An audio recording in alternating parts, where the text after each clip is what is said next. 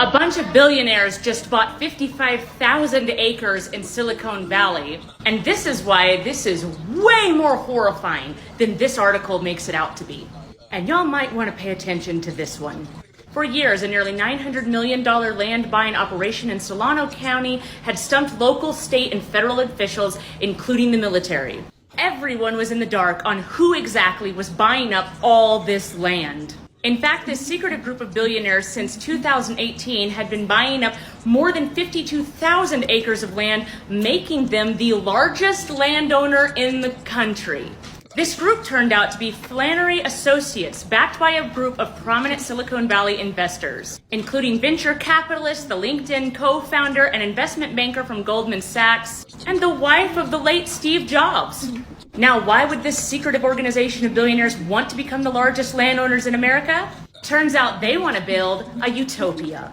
Their dream is to establish a new city with homes of various sizes and costs, with walkable neighborhoods close to shops and schools, and open spaces around the community, according to their website. Brian Brokaw, on behalf of California Forever, one of their backers, says, "We are grateful to our elected officials for allowing us the chance to discuss our vision to deliver good-paying jobs, affordable housing, walkable communities, clean energy, sustainable infrastructure, open space, and a healthy environment." Well, that doesn't sound so bad, except one of the ways they acquired this land that they want to build their utopia on was by screwing farmers.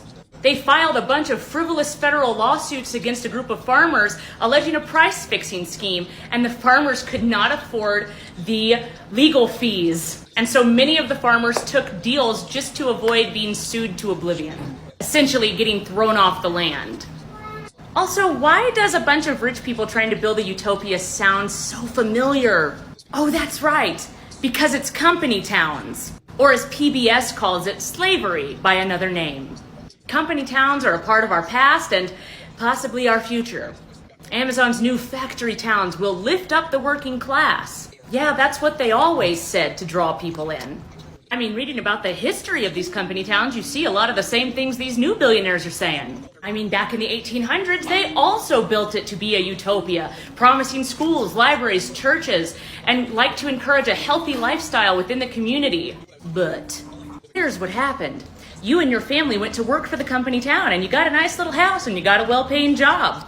And the company paid you in company money that could be used at the company store and could be used to be paid for your company house. But once you were in, the prices skyrocketed.